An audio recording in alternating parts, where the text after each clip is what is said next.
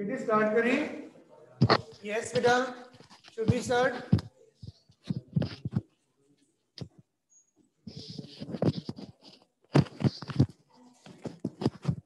सो बेटे last time हमने discuss किया था regarding our electromagnetic induction and alternating currents बेटा. So let us beta proceed with that discussion. I think we were to have a self induction started with, है ना बेटा? Self induction start करने वाले थे ना बेटे हम? So let us beta begin with the concept of self induction and then we will be proceeding further. So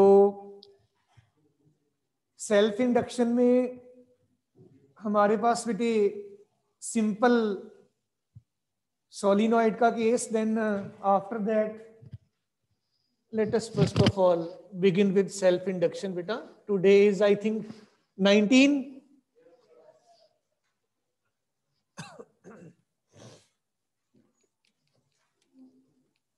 So beta, this is our revision work going on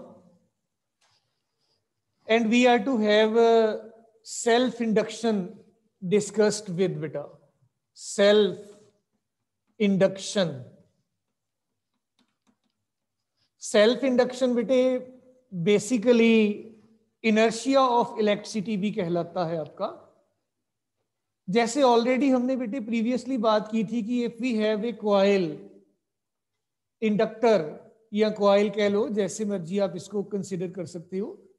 coil के case में if we apply some external source of EMF across that particular coil in order to make the electric current flow through that coil, तो जो coil है उसकी एक special property है, वो current की growth को और current के decay को delay कर देती है. current को एकदम से अपनी peak या maximum value attain करने नहीं देती है. So that concept, that property, that is called with self induction. तो आइए मैं एक बार एक्सप्लेन करता हूं आपको. इमेजिन कर लो बेटे आपके पास ये एक इंडक्टर कॉइल है. इस कॉइल के अक्रॉस आपने एक बेटे source of EMF, this type of battery attach कर रखा है.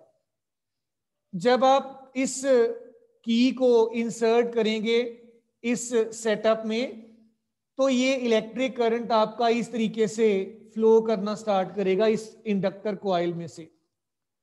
अब ये कॉइल की स्पेशल प्रॉपर्टी ये है कि ये करंट को एकदम से अपनी मैक्सिमम वैल्यू अटेन नहीं करने देता.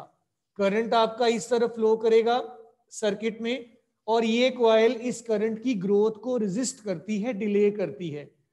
That delay offered by this coil in order to have the current its maximum value, that delay is called beta self induction. और दोनों तरीके से ये एप्लीकेबल है. ये ग्रोथ को भी डिले करेगी और जब आप की को प्लग आउट कर दोगे, आपने अपनी तरफ से सोर्स ऑफ ईएमएफ रिमूव कर दिया, होना क्या चाहिए, करंट को इमीडिएटली जीरो हो जाना चाहिए. बट बेटे ये जो कॉइल है ये करंट को इमीडिएटली जीरो होने से रोकती है. It will delay its value to attain the zero mark beta. So self induction जो है it is beta defined as the property of a coil by virtue of which it delays the growth and decay of current through it बेटे. इस चीज को बेटे demonstrate करने के लिए कई बार एक ग्राफ सिंपल सा ड्रॉ कर दिया जाता है और ग्राफ में एक्स एक्सिस पे बेटे हम टाइम कंसीडर कर लेते हैं. Let this be the type of the graph we are having with this बेटा. एक्स एक्सिस पे आपने टाइम कंसीडर किया, वाई एक्सिस पे करंट. बिल्कुल इसके साथ रिलेटेड ग्राफ है, इसी सेटअप के साथ. The moment you plug in the की आपका करंट एकदम से जीरो वैल्यू से जंप करके मैक्सिमम वैल्यू पे आ जाना चाहिए, लेकिन ऐसा नहीं। आपका कॉइल इसकी ग्रोथ को इस तरीके से अलाउ करता है। ये देखिए, ये टाइम के साथ साथ यहाँ पे इतने टाइम के बाद इसने अपनी मैक्सिमम वैल्यू को अटेन किया है। और साथ ही साथ जब आप अपना की बेटे प्लग आउट कर दोगे, की निकाल लोगे, रिमूव कर लोगे, तो करंट आपका बिल्कुल वैसे ही बेटा with the passage of time, थोड़ा टाइम लेकर जीरो वैल्यू अटेन करेगा। सो इन दिस मैनर आप अपनी इस सेल्फ इंडक्शन की प्रॉपर्टी को ग्राफिकली डिपिक्ट कर सकते हैं। अब बेटे बात आ जाती है कि हम सेल्फ इंडक्शन की प्रॉपर्टी को डिमॉन्स्ट्रेट कैसे कर सकते हैं, प्रैक्टिकली कैसे शो कर सकते हैं। ये तो चलो आपका था ना कि हम इस जो डिले है या ग्रोथ है, इसको पर्सन को, किसी थर्ड पर्सन को शो कैसे करें, उसको कैसे पता चलेगा कि ग्रोथ को कैसे डिले किया है और आपके करंट के डिके को कैसे डिले किया है।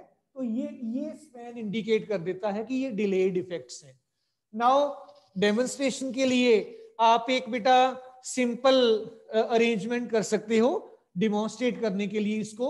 एक आपके पास बेटा ये सेल्फ इंडक्शन वाला सिंपल कॉइल है, आपने इसके साथ एक बल्ब B1 अटैच किया और इसके साथ ही साथ आपके पास एक और इंडक्टर है बेटा, सॉरी रेजिस्टर है, और रेजिस्टर के साथ आपने बिल्कुल आइडेंटिकल बल्ब B2, ये दोनों बल्ब बिल्कुल आइडेंटिकल है, इनमें कोई भी फर्क नहीं है, दोनों का पावर रेटिंग सेम है।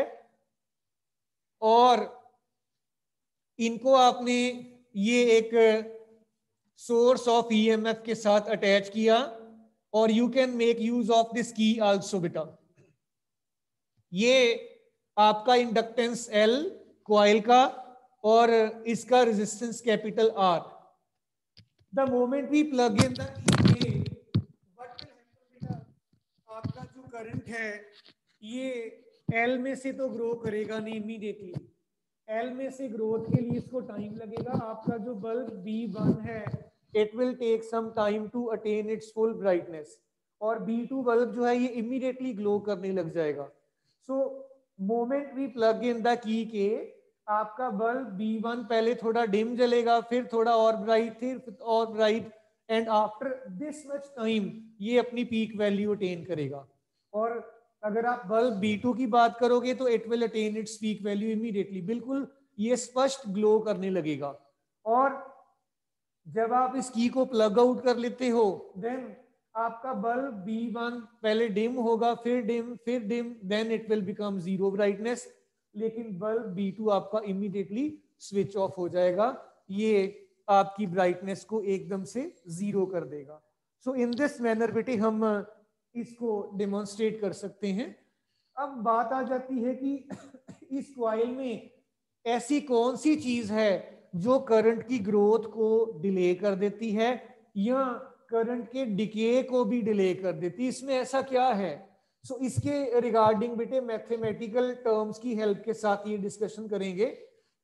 इसको फिर से जरा ध्यान से देखिए, हमने की को प्लग इन किया, इस कॉइल के अंदर एक बेटा ये एक सोलिनॉइड की तरह ही बिहेव कर रहा है, इसके अंदर एक मैग्नेटिक फील्ड प्रोड्यूस हो जाएगा, और सोलिनॉइड में आप जानते हो mu naught into N into I के बराबर हुआ करता है ये। और अगर मैग्नेटिक फील्ड है तो फ्लक्स भी है, क्योंकि इसका कुछ ना कुछ एरिया ऑफ क्रॉस सेक्शन है, लेंथ है, नंबर ऑफ टर्न्स है, वॉल्यूम है, all the particular physical quantities are there. So बेटी इस की को प्लग इन करते ही आपका इस कॉइल के साथ रिलेटेड मैग्नेटिक फ्लक्स जो है वो बढ़ने लग गया, और मैग्नेटिक फ्लक्स इस कॉइल में फाई को बोलेंगे, ये डिपेंडेंट फिर किस चीज पे हुआ, amount of the current, magnitude of the current flowing through this coil. और अगर बच्चों मैं इस साइन को हटा दूं, प्रोपोर्शनैलिटी साइन को, I will get L into I, where L आपका कोफिशिएंट ऑफ सेल्फ इंडक्शन इस कॉइल की प्रॉपर्टी को बोल देते हैं, कांस्टेंट है ये बेटा। ये नंबर ऑफ पैरामीटर्स पे डिपेंडेंट होता है कि कॉइल की लेंथ कितनी है, नंबर ऑफ टर्न्स कितनी है, और number of turns per unit length कितनी है, और इसका जो एरिया ऑफ क्रॉस सेक्शन है वो कैसा है, बड़ा है, छोटा है, कम है, ज्यादा है। तो ये सारे फैक्टर्स एल को डिसाइड करने में हेल्प करेंगे। We will calculate it also. Now आप देख सकते हो एल आपका जो है बच्चों ये फाई अपॉन आई के बराबर आ गया जी। अगर आपका 1 यूनिट करंट पास करे, इसमें से 1 एम्पियर का करंट पास करेगा, L will be equal to your phi mathematically. तो मैं यहां पे कह सकता हूं बेटा coefficient of self induction is nothing but equal to the magnetic flux linked with the coil when 1 unit current is made to pass through it. बेटा एक और चीज है बेटे यहाँ पे, इसी इफेक्ट को शो करने के लिए मैथमेटिकली आपको याद होगा हमने बात की थी इंड्यूस्ड ईएमएफ ई जो है ये minus D phi upon D T के बराबर हुआ करता है। तो फाई आपने ऑलरेडी निकाल रखा है, इसमें सिंपली सब्स्टिट्यूट कर दीजिए। इट विल बी माइनस ये आ गया जी D D T of L into I बेटा। और एल आपका प्रॉपर्टी है मटेरियल की, कॉइल की, it can be taken as constant, it is minus L di upon dt and L आपके पास आ जाएगा minus E upon di by dt। बेटा थोड़ा सा ध्यान से देखिएगा इसको, मैग्नीट्यूड अगर ले लें तो साइन छोड़ सकते हैं हम। कोफिशिएंट ऑफ सेल्फ इंडक्शन जो L है this is equal to the induced EMF developed when 1 ampere current is passing through the coil in 1 second. मतलब D I by D T आपने 1 एम्पियर पर सेकेंड अगर consider किया है तो आपका ये माइनस ई के बराबर आ जाएगा। अदरवाइज भी आप इसको डिफाइन कर सकते हो ई upon D I by D T. बेटा सो बेटे इस तरीके से आप अपना जो सेल्फ इंडक्शन है इसकी बात कर सकते हैं, इसके बारे में डिस्कशन कर सकते हो। कई बार सीबीएसई में coefficient of self induction L की वैल्यू निकालना सोलिनॉइड के लिए आया है पेपर में, एग्जाम में 2 या 3 नंबर में आता है। तो पहले वो कर लेते हैं, फिर मैं आपको जो सेल्फ इंडक्शन कॉइल्स की जो ग्रुपिंग में है वो कैसे निकालनी है वो बेटे एक बार बता देता हूं। सो आइए देखिए बेटा self induction of a long solenoid. बेटा self induction of a long solenoid. एक लॉन्ग सोलिनॉइड बच्चों हमने इमेजिन किया।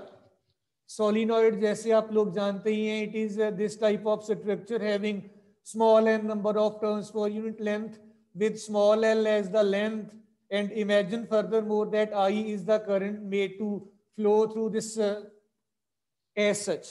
L इसका लेंथ हो गया, small n this is number of turns per unit length। बेटे एक यूनिट लेंथ की number of turns small n है। इसका मतलब हुआ बेटे टोटल नंबर ऑफ टर्न्स अगर आप निकालना चाहो तो ये स्मॉल n इंटू एल हो जाएगा ना बेटा, बिकॉज 1 सेंटीमीटर में n टर्न्स हैं, l सेंटीमीटर में कितनी होगी n इंटू एल हो गई बेटा। नाउ पुत्र आपने करंट पास करवा दिया, the moment current will be passing through this coil, इसके अंदर एक magnetic field B mu naught into n into I के बराबर आपका डेवलप हो जाएगा। ये आप ऑलरेडी प्रीवियस चैप्टर में बेटे डिस्कस कर चुकी हो। अब बच्चों magnetic flux linked with the one turn of this coil, magnetic flux phi with one turn, मैं सारी टर्न्स के साथ नहीं कह रहा हूं, with one turn it will be equal to B into A and magnetic flux will be mu naught into N into I into A बेटा। और टोटल मैग्नेटिक फ्लक्स बेटे फाई कितना हो गया सारी टर्न्स के साथ, it will be mu naught N I A और नंबर ऑफ टर्न्स आपकी देखिए n इंटू एल थी, आप इससे मल्टीप्लाई कर दीजिए, so it will become n into L बेटे। So this is how you will get it calculated. मैं इसको थोड़ा रीअरेंज कर देता, इधर आ जाइए, पास आ जाइए बेटे, ये इसीलिए कह रहा हूं इस साइड पे आ जाओ। हाँ सो इधर से ये वायर भी छोटा है, ये डिटैच हो जाता है। फिर phi with total solenoid mu naught as such है n इंटू एन, एन का स्केयर हो गया बेटा, म्यू नॉट n का square into L into A into I हो गया बेटा। This is the total magnetic flux linked with the solenoid. Check कर लीजिए, ऐसा है बेटा। अब देखो पुत्र, जस्ट नाउ हमने बात की थी कि हमारा जो मैग्नेटिक फ्लक्स फाई है ये बेटे आपके एल इंटू आई के बराबर है। ये हमने सेल्फ इंडक्शन के कंसेप्ट में ये बात अभी अभी डिस्कस की है। Now you compare both these results बेटा। जब आप इनको कंपेयर करोगे, एल इंटू आई आपके पास आ जाएगा mu naught N square L A I से आई आपका कट जाएगा, एल आ गया mu naught N square into A into L. बेटे इस चीज का आपने रिलेशनशिप का ध्यान रखना है, इसकी हमें आगे चल के जरूरत पड़ेगी। I will let you know कि कैसे हम इसको यूज करेंगे। So L mu naught N square into A into L. बेटा इसको मॉडिफाई भी किया जा सकता है, स्मॉल एन की वैल्यू पुट कर सकते हैं ना हम बेटा। It will be capital N upon L. आपने ये देखिए एन आपका number of turns per unit length था, तो टोटल नंबर ऑफ टर्न्स आपकी जो थी बेटा capital N, this was small N into L. N को आप कैपिटल एन बाई एल लिख सकते हैं ना, तो just substitute it over here, आपका रिजल्ट मॉडिफाइड फॉर्म में मिल जाएगा आपको। L will B mu naught N square L square A L, एक एल आपका बेटे गेटिंग कैंसल्ड, और हमारे पास एल जो है mu naught N square into A by L. आपको इस फॉर्म में भी सीबीएसई में कई बार पूछा गया है कि आप प्रूव करके बता दीजिए कि ये इसके बराबर है बेटा। I hope it is clear, कोई इसमें दिक्कत वाली इतनी बात है नहीं, सीधा सीधा काम, सीधी सीधी बातें। ठीक है जी, चलें आगे। देन इसके बाद बेटे मेरे पास एक और कंसेप्ट है कि अगर हम बेटे इंडक्टर में एनर्जी स्टोर्ड की बात कर लें, है तो ये आपका इंडक्टर की टाइप का ही है ना सिस्टम। तो इंडक्टर में एनर्जी स्टोर्ड कितना होगा जब आप इसको कनेक्ट करेंगे सर्किट में, आपका जो इंडक्टर क्वाइल है रादर, तो कई बार तो आपको बेटे एनर्जी स्टोर्ड पर यूनिट वॉल्यूम, जिसको आप एनर्जी डेंसिटी कहते हैं, ये बहुत बार पेपर में पूछा गया है। आपको याद होगा फर्स्ट चैप्टर में हमने इलेक्ट्रिक एनर्जी डेंसिटी कैपेसिटर्स में निकाली थी, mu you E bar it was half epsilon not into E square, कुछ ऐसे रिलेशनशिप था। I can write that also, that was you E bar it is half epsilon not E square. याद है बच्चों आपको? ये electric energy per unit volume stored in the capacitor था। अब हम बात कर रहे हैं इंडक्टर की। ये आपके पास बेटे इंडक्टर है, इंडक्टर का लेंथ आपका एल है पुत्र, और इसका area of cross section capital A है, small N number of turns per unit length है, total number of turns N into L हो जाएगा। These are the particular parameters. आपने किया क्या, इसको कनेक्ट किया है, आई करंट फ्लो कर रहा है, और आप ऐसे शो कर सकते हैं इसमें कितनी मैग्नेटिक एनर्जी स्टोर्ड है, दैट इज रिक्वायर्ड बेटा। अब जब बेटे इसमें से करंट फ्लो करेगा इस तरीके से, तो इसमें एक बैक ईएमएफ अपोजिट डायरेक्शन में डेवलप होगा, इंड्यूस्ड ईएमएफ जिसको हम ऑलरेडी बोल चुके हैं। वो जो इंड्यूस्ड ईएमएफ ई है that is minus L into D I upon D T है बेटा। ये तो बात हमने कर ली है ना बेटे। अब देखो ये इंड्यूस्ड ईएमएफ, ये बैक ईएमएफ जो मैंने अपोजिट डायरेक्शन में इस अप्लाइड सोर्स के लगाया है, ये डेवलप हुआ। अगर आप चाहते हैं कि आपका करंट मेंटेन्ड रहे इस कॉइल में, जितनी भी वैल्यू आप करंट को साइन कर चुके हो, यू जस्ट वांट कि आपका करंट इस कॉइल में उतना मेंटेन्ड रहे, तो आपके सोर्स ऑफ ईएमएफ को, जो कि इस ईएमएफ के अपोजिट डायरेक्शन में अटैच कर रखा है आपने, इसको कम से कम इतना वोल्टेज जरूर सप्लाई करना पड़ेगा, नहीं तो आपका करंट फ्लो नहीं करेगा। ठीक हो गई बात बेटे? इट विल मीन दैट कि जो आप वोल्टेज अप्लाई करने वाले हो that should be at least opposite and equal to this induced EMF. So बच्चों मेरे पास इसकी जो ईएमएफ है वो L into D I upon D T के बराबर जरूर होनी चाहिए।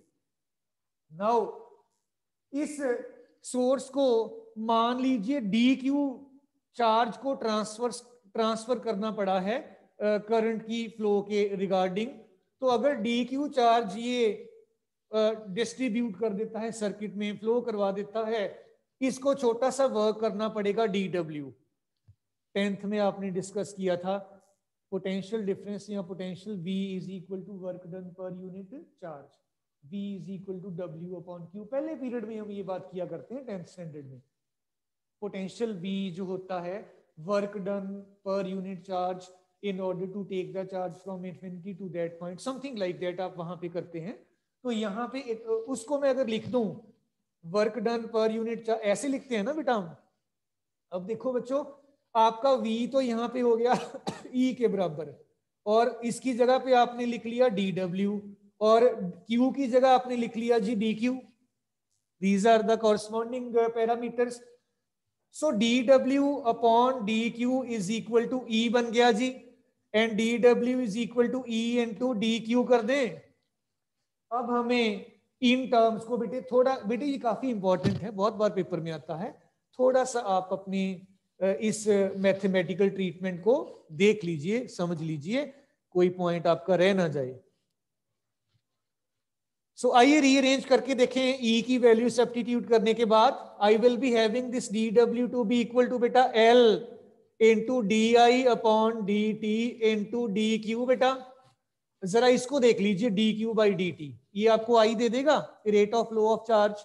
सो dW आपको मिल गया जी LIDI। ये जो वर्क डन है बेटे, यही इसमें मैग्नेटिक एनर्जी की फॉर्म में स्टोर हो जाएगा। So energy, magnetic energy stored जो है, E से लिख देता हूं चलिए, it will be equal to integral of this dW and it will be equal to integral LIDI 0 to I naught कह देता हूं, मैक्सिमम वैल्यू, पीक वैल्यू को I नॉट लिखते हैं ना। So E will be equal to half Li naught का square after performing the integration. So this is how we will be getting the magnetic energy stored. आप इसको EB, books में ज्यादातर आपके UB लिखते हैं, कुछ ऐसे लिखते हैं। Let me right that.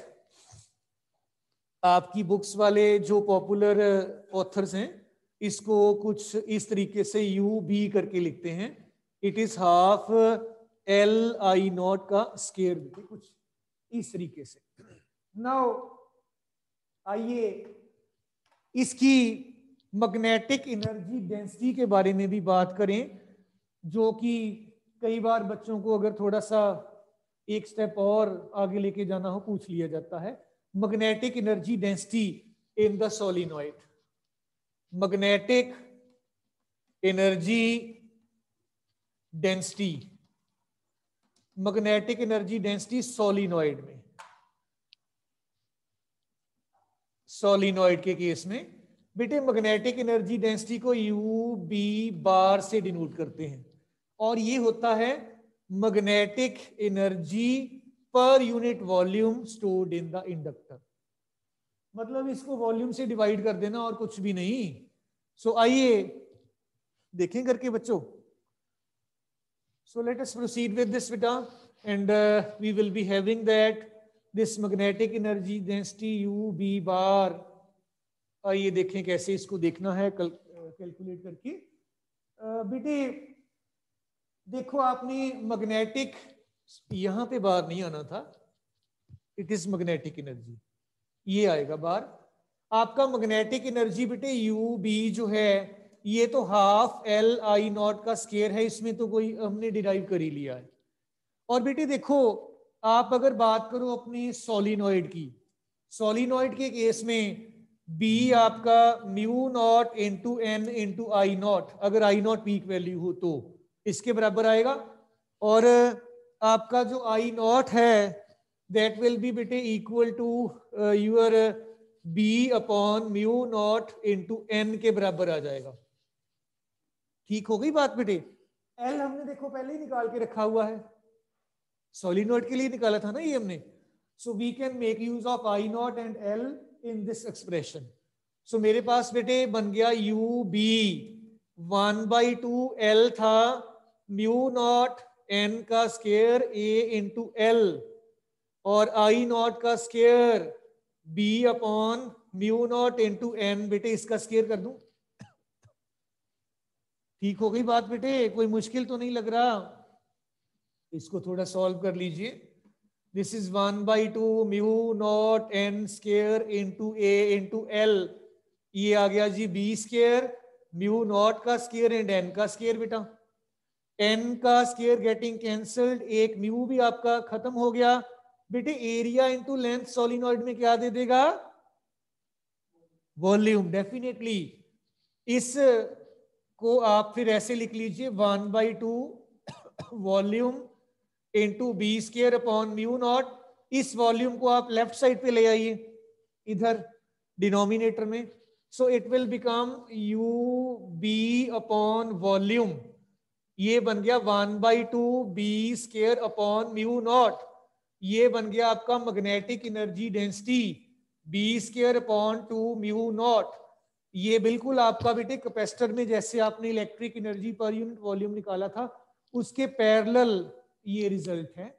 सो इसका आपने रखना है ध्यान। बेटा काफी बार पेपर में आ चुका है, स्पेशली जब वो आपको एलसी ऑसिलेशंस की बात करते हैं ना बेटे, वहां पे ये हमें रिक्वायर्ड भी होता है। अगर आप सपोज कर लीजिए you are asked about LC oscillations in LC circuit बेटा, तो वहां पे ज्यादातर थ्योरी लिखते लिखते अगर आप बीच में ये लिख दोगे कि this much is the magnetic energy density and this much is the magnetic energy, और उधर कैपेसिटर में this much is the electric energy and this much is the electric energy density, तो आपका कभी मार्क कटेगा नहीं बेटा। सो इन दिस मैनर ये काफी आपकी हेल्प कर देगा एक्सप्रेशन। देन चलें बच्चों आगे चलें पुत्र। इसके बाद मेरे पास है बेटा जब आप इन कॉइल्स की कपलिंग कर देते हो, ग्रुपिंग कर देते हो, ग्रुपिंग आपकी सीरीज में भी हो सकती है, ग्रुपिंग आपका पैरेलल में भी हो सकता है, और वहां पे फिर ग्रुप्ड कॉइल्स का सेल्फ इंडक्शन कैसे निकालना है, let us go for with that बेटा। वी हैव पहले हमारे पास आ जाएगा बेटा सीरीज ग्रुपिंग। सीरीज ग्रुपिंग बेटे, सीरीज ग्रुपिंग में आपके पास देखिए एक इंडक्टर ये है और इसके साथ आपने एक और इंडक्टर अटैच किया, late this be the inductor. इस इंडक्टर का L1 coefficient of self induction, इसका L2, आपने इनको किसी आउटर सोर्स ऑफ EMF के साथ अटैच किया, something like this, and imagine that E is the voltage applied by the external source of EMF।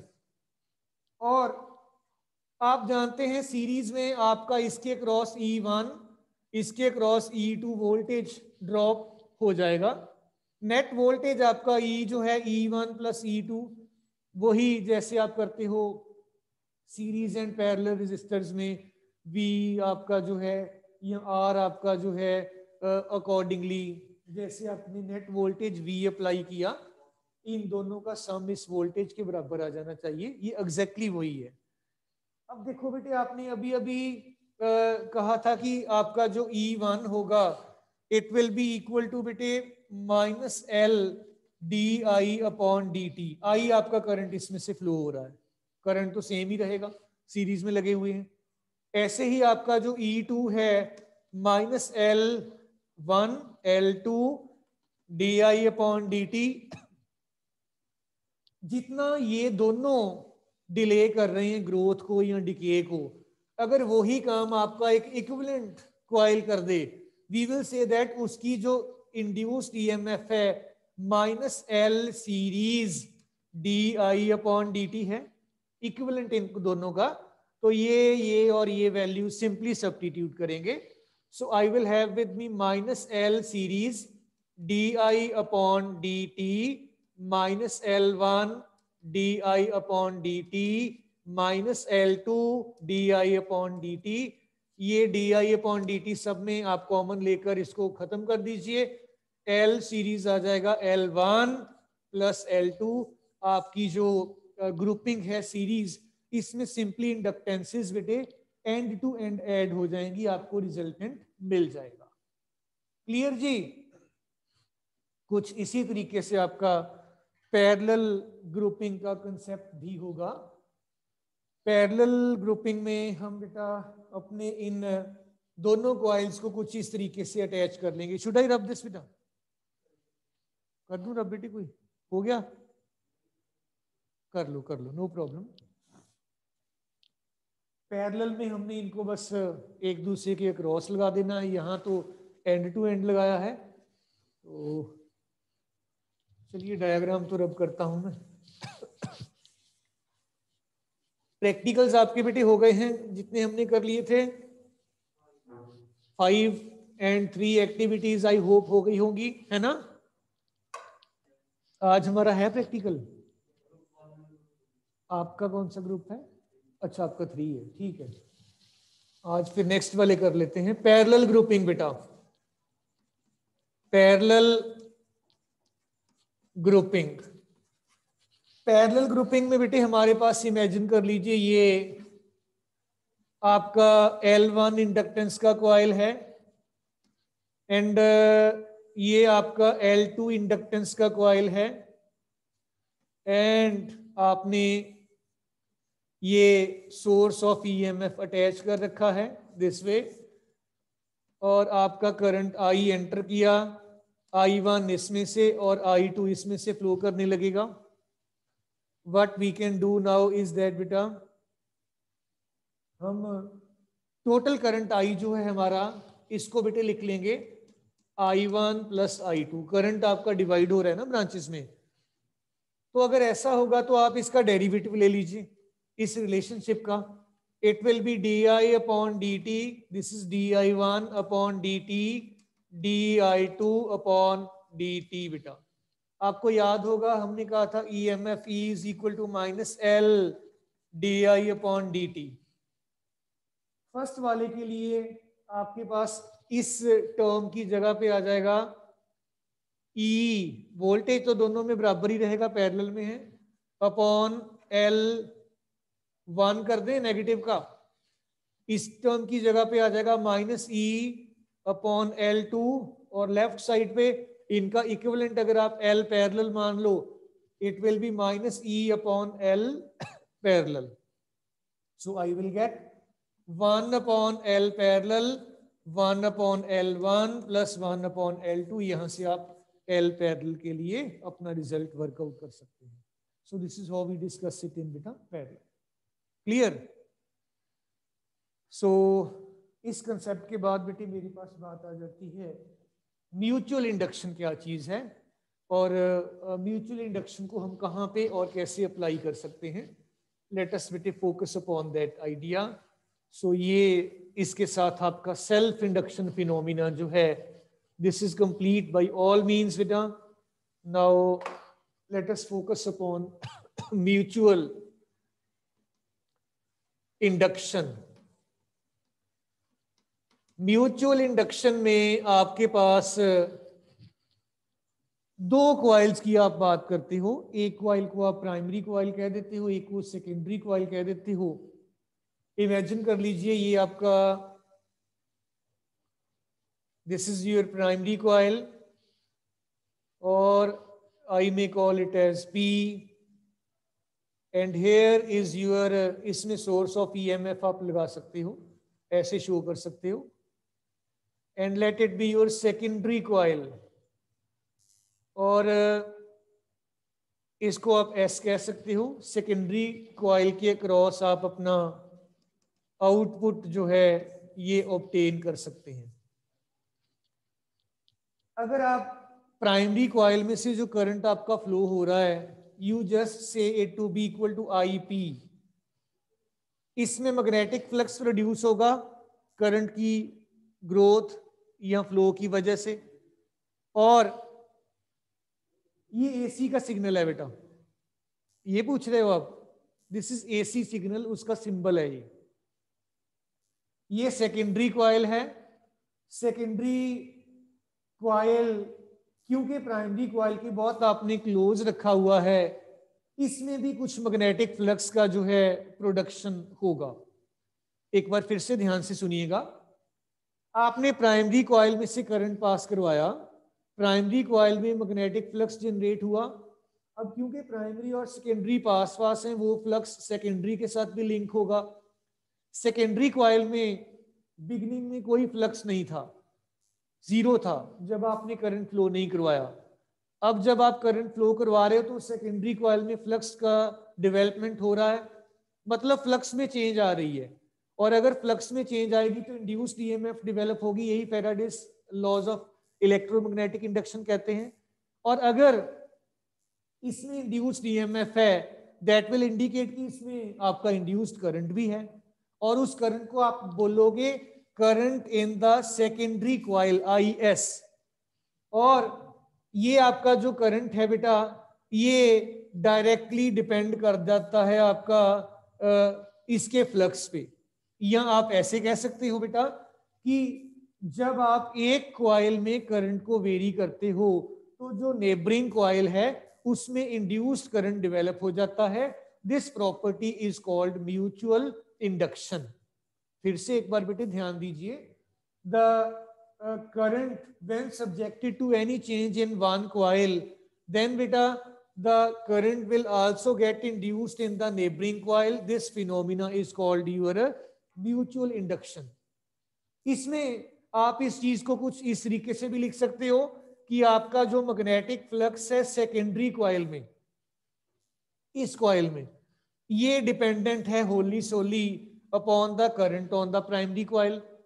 अगर प्राइमरी कॉइल का करंट कम है, प्राइमरी कॉइल का फ्लक्स कम है, तो सेकेंडरी का फ्लक्स भी कम हो गया, लिंक्ड है।